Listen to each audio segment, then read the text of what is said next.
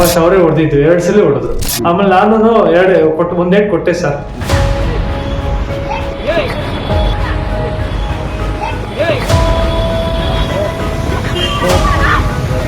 ಈ ವಿಡಿಯೋ ನೋಡ್ತಾ ಇದ್ದೀರಲ್ವಾ, ಯುವತಿ ಮೇಲೆ ರ್ಯಾಪಿಡೋ ಬೈಕ್ ಟ್ಯಾಕ್ಸಿ ಚಾಲಕ ಹಲ್ಲೆ ಮಾಡಿರೋದು. ಜೋರಾಗಿ ಕೆನ್ನೆ ಮೇಲೆ ಹೊಡೆದಿದ್ದಕ್ಕೆ ಯುವತಿ ಕೆಳಗೆ ಬಿದ್ದ್ಬಿಡ್ತಾಳೆ. ಇದನ್ನ ನೋಡಿದ್ರೆ ಎಂಥವ್ರಿಗೂ ಸ್ವಲ್ಪ ಶಾಕ್ ಆಗುತ್ತೆ, ಸಿಟ್ಟು ಕೂಡ ಬರುತ್ತೆ. ಅಲ್ಲ, ಒಬ್ಬ ಯುವತಿ ಮೇಲೆ ಈತ ಈ ರೀತಿ ಕೈ ಮಾಡಿದ್ದಾನಲ್ಲ, ಹಲ್ಲೆ ಮಾಡಿದ್ದಾನಲ್ಲ, ಇದು ಸರಿನಾ?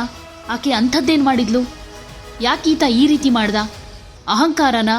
ಈ ರೀತಿ ದೌರ್ಜನ್ಯ ಸರಿನಾ? ಈ ಥರದ ಪ್ರಶ್ನೆಗಳೆಲ್ಲ ಮೂಡುತ್ತೆ. ಆದರೆ ಆಗಿದ್ದೇನು ಇದಕ್ಕೂ ಮುಂಚೆ ಅನ್ನೋದನ್ನು ನೋಡಬೇಕಲ್ವಾ?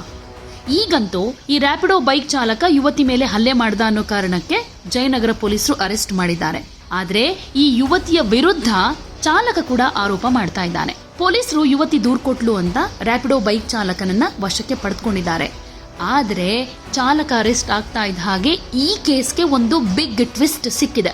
ಅದೇನಂದ್ರೆ ಸಿಸಿಟಿವಿ ವಿಡಿಯೋದಲ್ಲಿರುವಂತಹ ಘಟನೆಯನ್ನ ನೋಡಿದ್ರೆ ಸತ್ಯಾಸತ್ಯತೆ ಏನು ಅನ್ನೋದು ಈ ಮೂಲಕ ಗೊತ್ತಾಗುತ್ತೆ. ಇಲ್ಲಿ ಯುವತಿ ಮೇಲೆ ಈತ ಹಲ್ಲೆ ಮಾಡ್ದ ಅನ್ನೋದು ವ್ಯಾಪಕವಾಗಿ ವೈರಲ್ ಆದ ಬೆನ್ನಲ್ಲೇ ಟೀಕೆಗಳು, ಚರ್ಚೆಗಳು ಶುರುವಾದವು. ಚಾಲಕನ ಮೇಲೆ ಸಹಜವಾಗಿ ಎಲ್ಲರೂ ಆಕ್ರೋಶ ವ್ಯಕ್ತಪಡಿಸಿದ್ರು. ಚಾಲಕನ ವಿರುದ್ಧ ಪೊಲೀಸರು ಕ್ರಮ ಕೈಗೊಳ್ಳಬೇಕು, ಸರಿಯಾಗಿ ಬುದ್ಧಿ ಕಲಿಸಬೇಕು ಅಂತೆಲ್ಲ ಹೇಳ್ಕೊಳ್ತಾ ಇದ್ರು. ಈಗಾಗಲೇ ಈತನ ವಿರುದ್ಧ FIR ದಾಖಲಾಗಿದೆ. ಜೂನ್ 14ನೇ ತಾರೀಕು ನಡೆದಿರೋ ಘಟನೆ.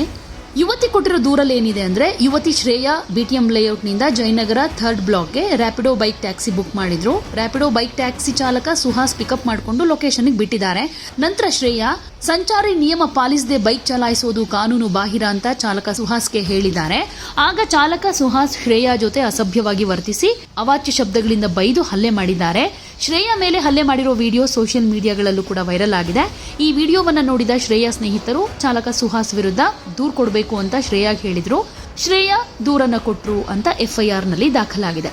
ಶ್ರೇಯಾ ಅವರು ಕೊಟ್ಟಿರೋ ದೂರಿನ ಆಧಾರದ ಮೇಲೆ ಜಯನಗರ ಪೊಲೀಸರು FIR ಅನ್ನ ರಿಜಿಸ್ಟರ್ ಮಾಡಿದ್ದಾರೆ. ಆದ್ರೆ ಇದಾದ ಮೇಲೆ ಒಂದು ಪ್ರಕರಣಕ್ಕೆ ಟ್ವಿಸ್ಟ್ ಸಿಕ್ಕಿದೆ. ಅದು CCTVಯ ದೃಶ್ಯದಿಂದ.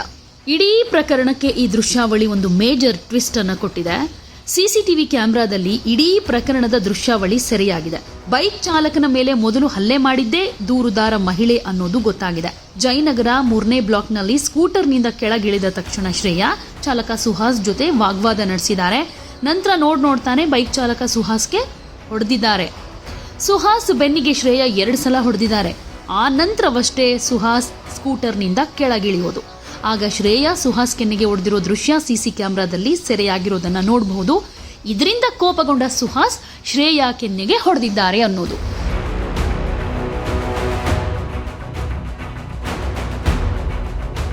ಹಾಗೆ ಈ ಘಟನೆ ಬಗ್ಗೆ ಏನೇನಾಯ್ತು ಅನ್ನೋದ್ರ ಬಗ್ಗೆನೇ ಸುಹಾಸ್ ಕೂಡ ರಿಯಾಕ್ಟ್ ಮಾಡಿದ್ದಾರೆ. ಅವರನ್ನ ಲೊಕೇಶನ್ಗೆ ಬೇಗ ಬಿಡಬೇಕು ಅಂತಾನೆ ಶಾರ್ಟ್ ಕಟ್ ಅಲ್ಲಿ ಬಂದ್ ಇಳಿದ ಮೇಲೆ ಏನೇನೆಲ್ಲ ಆಯ್ತು, ಆಕೆ ಮೊದಲು ನನಗೆ ಏನ್ ಮಾಡಿದ್ಲು, ಇದೆಲ್ಲವನ್ನ ವಿವರಿಸಿದ್ದಾರೆ. ನಾನು ಮಧ್ಯದಲ್ಲಿ ಬರ್ತಾ ಇರ್ತೀನಿ, ಸಡನ್ ನಿಲ್ಸಿದ್ರೆ ಗಾಡಿ ಅದ್ರಲ್ಲಿ ಗುದ್ದು ಬಿಡ್ತದೆ. ನಿಲ್ಸು ಅಂತ ಹೇಳ್ತಾರೆ. ನಾನು ಇರಿ ಮೇಡಮ್ ಇಲ್ಲಿ ನಿಲ್ಸಿರಿ ಅಂತ ಹೇಳ್ದೆ. ಅದನ್ನ ನಿಲ್ಸ್ಬಿಟ್ಟು ಲೆಫ್ಟ್ ಮುಂದೆ ಸ್ವಲ್ಪ ಒಂದು 100 ಮೀಟರ್ಸ್ ಮುಂದೆ ನಿಲ್ಸಿರ್ತೀನಿ ಅವ್ರ ಆಫೀಸಿಂದ ಮುಂದೆ. ನಿಲ್ಸ್ಬಿಟ್ಟು ಅವ್ರು ಹೇಳ್ತಾರೆ, ನಿಂಗೆ ಏನೇ ಓದಿರೋದು ಹಂಗೆ ಹಿಂಗೆ, ನಿಂಗೆ ಅಷ್ಟು ಗೊತ್ತಾಗಲ್ವಾ, ರೂಟ್ ಗೊತ್ತಾಗಲ್ವಾ, ನಾನು ಮೇಡಮ್ ನಿಮ್ಗೆ ಶಾರ್ಟ್ ಕಟ್ ಆಗ್ಲಿ ಅಂತ ಹಿಂಗೆ ಕರ್ಕೊಂಡ್ಬಂದೆ ಅಂತ ಮಾತಾಡಕ್ಕೆ ಬಿಡ್ತಿಲ್ಲ. ಮಾತಾಡ್ತಾನೆ ಅವ್ರೆ, ರಾಶ ಮಾತಾಡ್ತವ್ರೆ, ಏನು ಓದಿದ್ಯಾ ಹಂಗೆ ಹಿಂಗೆ ಅಂತ ಮಾತಾಡ್ತವ್ರೆ. ನನಗೂ ಕೋಪ ಬಂತು.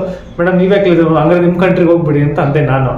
ಹಂಗೆ ಎಷ್ಟು ಪೇಮೆಂಟ್ 77 ಅಂದ್ರು. ನಾನು ಮಾತಾಡಿದೆ, ಹೋಗಿ ಮೇಡಮ್ ಆಯ್ತು ಅಂತ ಅವ್ರು ಕೇಳ್ತಾನೆ. ಬೈತಾನೆ ಅವರೇ ಪೊಲೀಸ್ ಕಂಪ್ಲೇಂಟ್ ಕೊಟ್ಟೆ. ಆಮೇಲೆ ಅಲ್ಲಿ ಕತ್ತಬಿಟ್ಟು ಕೈ ಮಾಡಕ್ ಬರ್ತಾರೆ. ಕೈ ಮಾಡಕ್ ಬಂದಾಗ ನಾನು ಸುಮ್ಮನೆ ಮೇಡಮ್ ನಿಮ್ಗೆ ನನ್ನ ಮೇಲೆ ಕೈ ಮಾಡಕ್ ರೈಟ್ಸ್ ಇಲ್ಲ, ಪರ್ಸನಲ್ ವಿಷಯ ರೈಟ್ಸ್ ಇಲ್ಲ, ನಾನು ಅಲ್ಲಿ ಬಂದು ಕಂಪ್ಲೇಂಟ್ ಮಾಡ್ತೀನಿ ಅಂತ ಇದು ಮಾಡೋದು. ತಿರ್ಗಾ ಬಂದು ಬ್ಯಾಸ್ಕೆಟಲ್ಲಿ ಅದು ಟಿಫಿನ್ ಬಾಕ್ಸ್ ಹೊಡಿತಾರೆ. ನನಗೆ ಕೋಪ ಬಂತು. ನಾನು ನೋಡ್ತಂಕ ಹೋಗ್ಬಿಟ್ಟು ಅಲ್ಲಿರೋರೆಲ್ಲ ಹೇಳ್ತಾರೆ, ಹೆಣ್ಮಕ್ಳ ಮೇಲೆ ಕೈ ಮಾಡ್ಬಾರ್ದು ಅಂತ, ಮತ್ತೆ ಇವ್ರು ಮಾಡಿದ ತಪ್ಪ ಹಿಂಗೆಲ್ಲ ಅಂತ ಅಲ್ಲಿ ಗಾಡಿ ಕೆಲಸವ್ರು ಇಡ್ತಾರೆ. ಫಸ್ಟ್ ಅವರೇ ಹೊಡೆದಿದ್ದು, 2 ಸಲ ಹೊಡೆದ್ರು. ಒಂದು ಕತ್ತನ್ ಬಿಟ್ಟು ಅಂತ ಜೋಡಲ್ಲಿ ಬರ್ತಾ ವಾಯ್ಸ್ ರೈಸ್ ಮಾಡಕ್ ಸ್ಟಾರ್ಟ್ ಮಾಡಿದ್ರು. ನನ್ಗೆ ಸ್ವಲ್ಪ ನಿಧಾನ ಮತ್ತೆ ಅಕ್ಕಪಕ್ಕ ನೋಡೋದು ಏನ್ ತಿಳ್ಕೊಳೋದ ಅಂತ ಹೇಳ್ತಾರೆ. ಕೇಳ್ತಿಲ್ಲ ಅಮ್ಮ. ಆಮೇಲೆ ನಾನು ಒಂದೇಟ್ ಕೊಟ್ಟೆ ಸರ್. ಬೆಂಗಳೂರು ಪೊಲೀಸ್ ಕಮಿಷನರ್ ಕೂಡ ಈ ಘಟನೆ ವೈರಲ್ ಆಗ್ತಾ ಇದ್ದ ಹಾಗೆ ಏನೇನಾಯ್ತು ಅನ್ನೋದನ್ನ ಎಕ್ಸ್ಪ್ಲೈನ್ ಮಾಡಿದ್ದಾರೆ. ಸೋಷಿಯಲ್ ಮೀಡಿಯಾದಲ್ಲಿ ವೈರಲ್ ಆಗ್ತಾ ಇದ್ದ ಹಾಗೆ ಘಟನೆಗೆ ಸಂಬಂಧಪಟ್ಟ ವ್ಯಕ್ತಿಯನ್ನ ಕಾಂಟ್ಯಾಕ್ಟ್ ಮಾಡಿ ಕಂಪ್ಲೇಂಟ್ ಕೊಡಬೇಕು ಅಂತ ನಾವೇ ಹೇಳಿದ್ವಿ. ತಕ್ಷಣ ಆಕ್ಷನ್ ತಗೋತೀವಿ ಅಂತೆಲ್ಲ ಹೇಳಿದ್ರು. ಅರೆಸ್ಟ್ ಕೂಡ ಆಗಿದ್ದಾನೆ ಸುಹಾಸ್.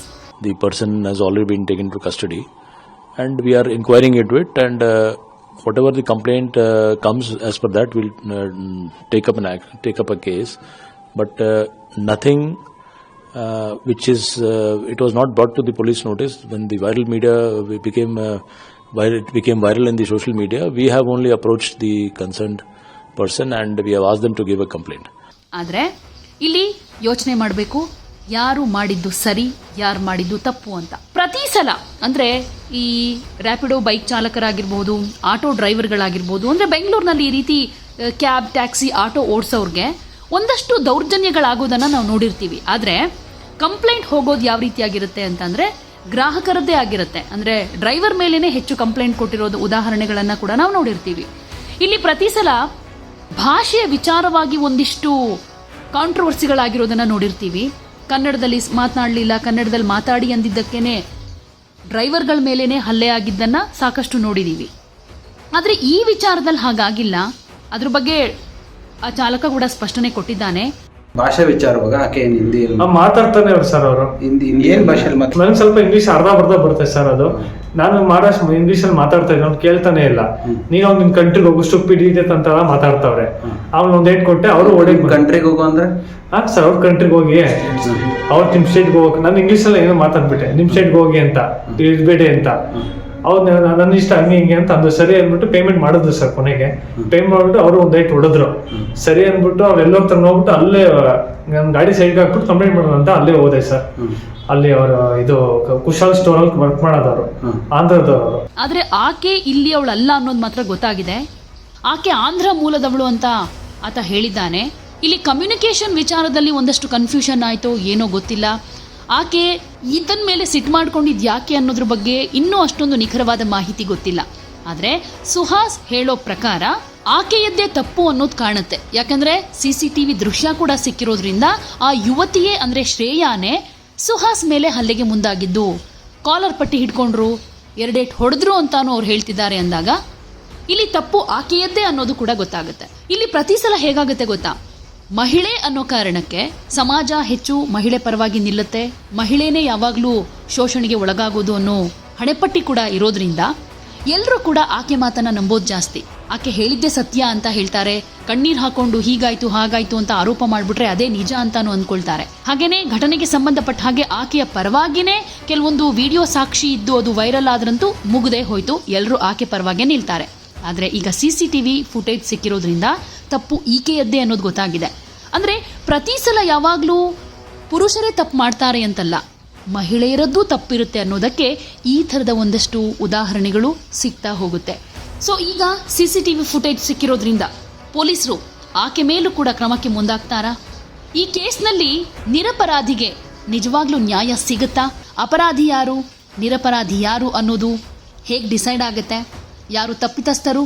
ಆದಷ್ಟು ಬೇಗ ಪೊಲೀಸರು ಇದ್ರ ಬಗ್ಗೆ ಕ್ರಮ ಕೈಗೊಂಡು ಸತ್ಯಾಸತ್ಯತೆ ಹೊರಗೆ ಬರಬೇಕು. ಅನ್ಯಾಯ ಆದವರಿಗೆ ನ್ಯಾಯ ಸಿಗಬೇಕು ಅನ್ನೋದೇ ಎಲ್ಲರ ಕಳಕಳಿಯಾಗಿದೆ.